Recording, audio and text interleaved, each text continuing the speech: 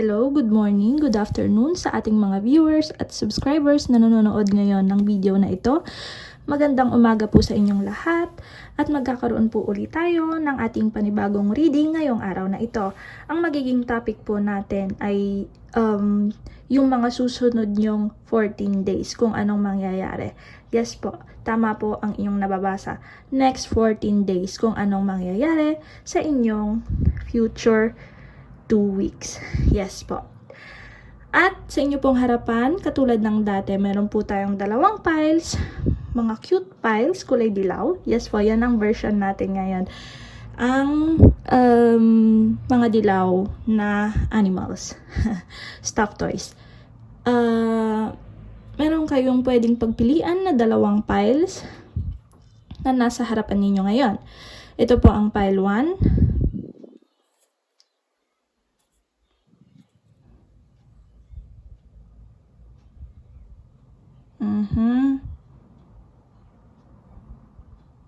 Cute bibe. Yes. At ito naman po ang ating pile 2. Cute yellow banana. Senyorita. Malamang ang ilan sa mga nanonood ngayon sa video na ito ay napaka-cute na senyorita. Char! Lahat-lahat ng ating mga viewers dyan ay isang cute na senyorita. Yes. Yan lang po ang pwede nyong pagpilian ngayong araw na ito. Maaari lamang po kayong mamili ng alinman sa dalawa. Pile 1 at pile 2. Kung kayo po ay nakapili na, pwede na po kayong mag-jump dyan lang po sa ating timestamps na inihanda sa ating description box. Pwede na po tayong mag-umpisa sa ating pile 1. Atin po munang itatabi ang pile 2 dito sa gilid. Pile 2 dito. Hello, pile 1. You're cute, bibe. Ang ilan dyan is baby, yes. Baby kayo ng iba. Tignan natin kung sinong baby nyo. Char. Sige. Punta na tayo sa ating reading. Tignan natin ang inyong next 14 days kung ano ang mangyayari sa inyo. Let's use this card para sa ating main reading ngayon. Let's see. Ano ang future next 14 days ni pile 1? Pile 1, next future 14 days.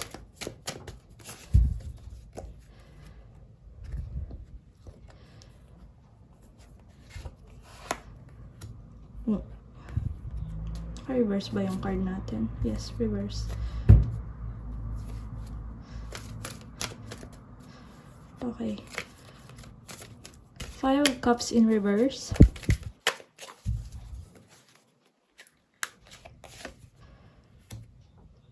2 Wands and the 6 of Wands.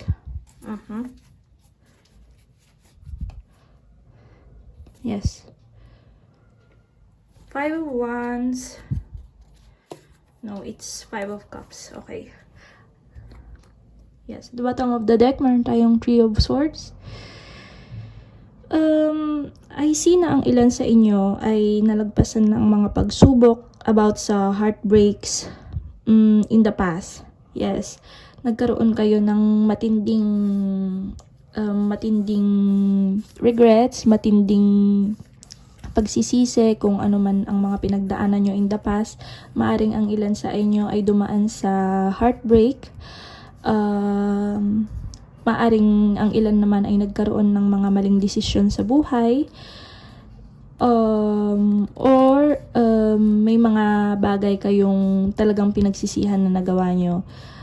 Maybe about sa relationship, or maybe about sa financial situation, or maybe about sa inyong takbo ng buhay. But I can see here na with the 2 of Wands, meron kayong naiisip, meron kayong plano ngayon about sa inyong mga desisyon, kung ano ang gusto nyo talagang tahaking buhay. Ang ilan sa inyo nagplaplano, maaring in the financial situation, maaring ibang bansa kayo. With our world here, nakikita ko na merong hawak-hawak siyang mundo. So, maaring ang iba ay nag-a-apply abroad. Dyan sa mga ilan sa ating viewers dyan. Yes, comment down below in the comment section kung kayo nga ito, file 1, at baka reading nyo nga ito. Yes. Okay, balik tayo sa ating reading. Ang ilan sa inyo maaaring nag-iisip sa trabaho, nag-a-apply abroad, about sa kanyang financial situation. Maaaring ang ilan naman is about sa pag-ibig. Yes. About sa pag-ibig na ang ilan nakikita ko LDR, magkalayo sa isa't isa. Yes. Ito ay maaring LDR kayo, yun nga katulad ng sabi ko, at naiisip mong puntahan siya, or maaring ang iyong partner ay puntahan ka niya. Yes, pile 1. This person might be thinking of reaching out to you, or maybe puntahan ka nga sa kung saan ka naroroon, pile 1. And magkakaroon kayo ng meeting, kayong dalawa ay magkikita na. Yes, maaring ganun din ang sitwasyon na nakikita ko about sa card na ito, pile 1.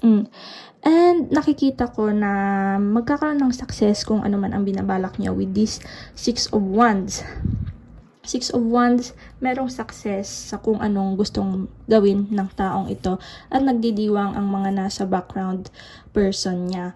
Yes, ang ilan is magkakaroon ng success about sa financial situation, sa kung anong gusto nyong gawin nga, or kung mag-apply kayo abroad, maaring maaprobahan ito. Or kung kayo man ay nagkaroon ng relationship sa isang tao nga na very malayo sa isa't isa, maaring puntahan ka nga niya. And ito, katulad ng nandito sa card na ito, nandun na meron siyang kabayo. Yes, nandun na siya, paparating na siya. And meron siyang mga daladalang maraming gifts para sa inyo. Yes. Now, let's confirm. Let's confirm with this card here. Saang sitwasyon pa? Saang sitwasyon pa maaaring pumunta ang inyong takbo ng buhay? If hindi naman kayo nag-a-apply sa trabaho nga sa abroad, maaaring dyan lang sa kung saan malapit sa inyo, pero maaaprobahan ito with the success card here. Next 14 days, maghintay lang kayo. Maaaring maaprobahan ito, or maaaring kung ano man ang naiisip nyo na gawin sa buhay, magkaroon ng negosyo or something, pwede itong maging successful. Okay, nakikita nyo yung success dito. Anong negosyo, kung mga anong naisin yung negosyo, halimbawa farm, sa basta kung anong negosyo ang naisin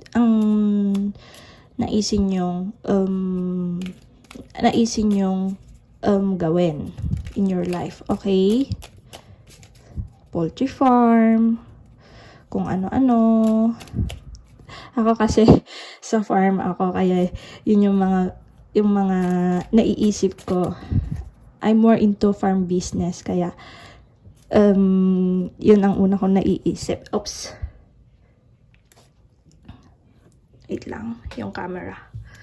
Okay, now let's see. How about sa relationship situation? Let's see. Sa relationship situation, tignan natin about your partner or your person, kung ano ang sitwasyon yung dalawa with these 2 of Wands here. Tell me, cards.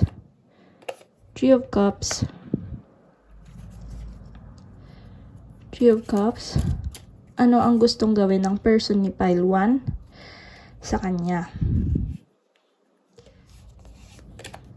5 of Wands.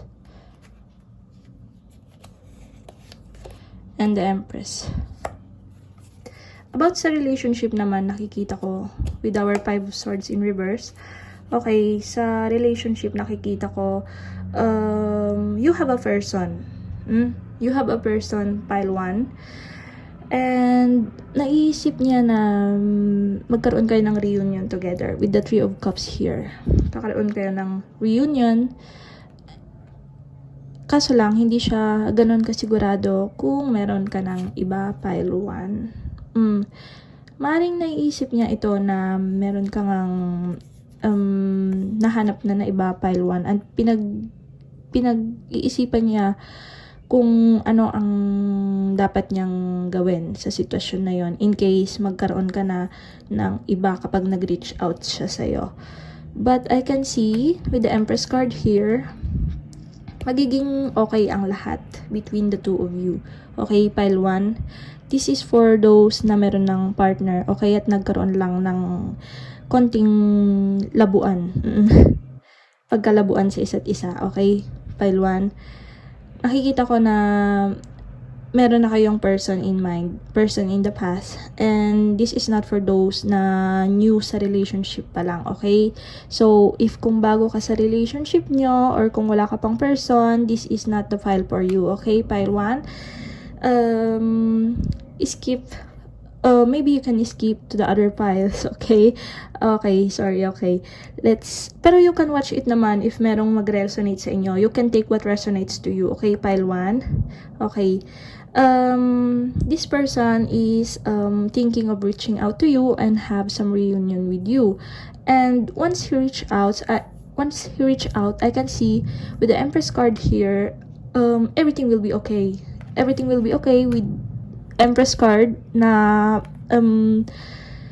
katapat din ng ating Six of Wands here. Everything will have success even in your relationship with the Empress card here, okay? Pile 1, Empress, and the Success card with the Six of Wands. Walang magiging downfall, okay?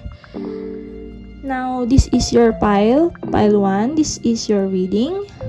Comment down below na resonate kayo. Ayan lang po. Yan lang po ang ating reading, pile 1. Maraming salamat po sa inyong panonood. Let's start with our pile 2. Hello, pile 2. This is your reading. Bella Signorita.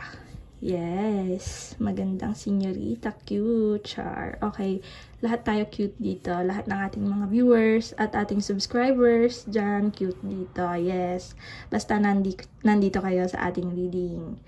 Okay, hello, pile 2. Ito na po ang inyong reading. Ito po ang inyong pile na napili. Cute little banana. Hello, pile 2. Whoever choose this reading, ito na po ang inyong next 14 days reading. Magsisimula na po tayo. Lagay po natin ang inyong pile dito sa gitna. And let's start. We'll use this card for general reading, and this is for relationship for later. Okay, now let's start. Pile 2. Cards, give me the next 14 days for pile 2.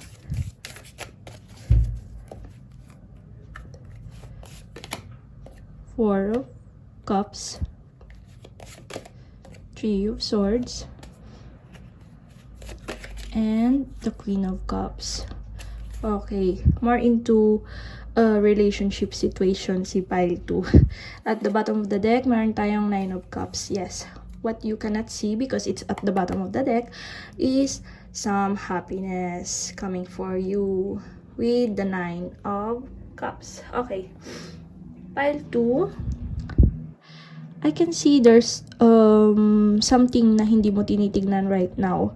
Hindi ka nakafocus, pero importante ang bagay na yon. Pile 2, nakafocus ka sa kung anong nasa harapan mo, pero may something.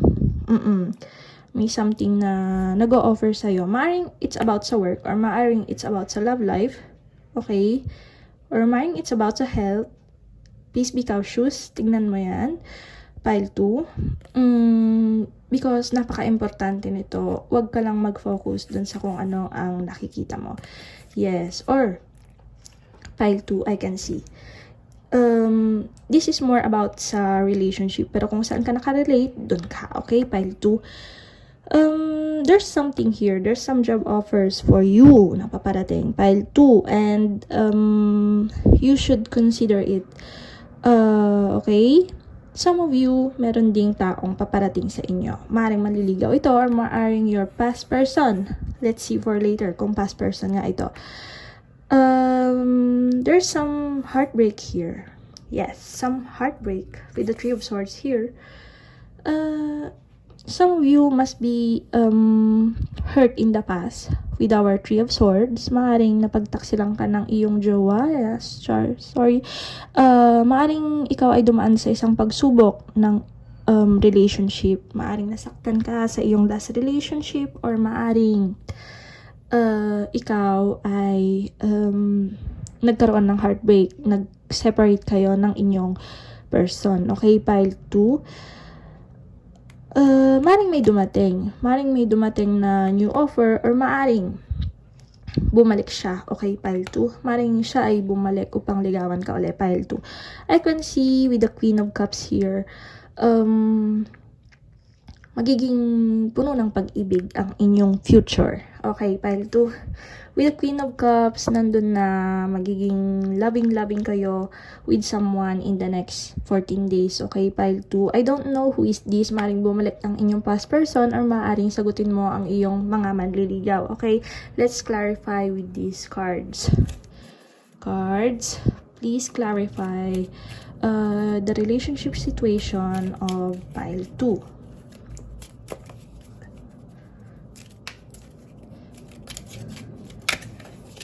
Alright, and some of you must also be, because may banana dito, may little banana dito, so maaring ang ilan sa inyo magkaroon ng loving moments with your person. Sorry, balik tayo sa ating reading, sa inyong reading, Pile 2. Be cautious. Sorry. Okay, let's see. Pile 2. What is your relationship advice? Your relationship reading? Oh my God! Nakarelate to. 4 of Cups. 4 of Cups to. 4 of Cups din yung lumabas dito. So, there's really someone, okay? Hindi ka tumitingin doon, pero nandun na siya. Paparating na siya. Pile 2. What did I tell you? There's really someone. So, this person is new or someone in the past? Let's see. Hermit. Yes, someone in the past.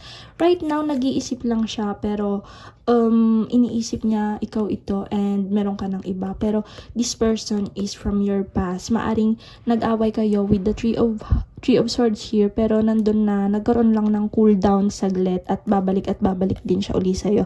Ngayon ay nagpapalamig lang muna siya. Pero iniisip din niya, what if nakahanap ka na ng iba? Pile 2.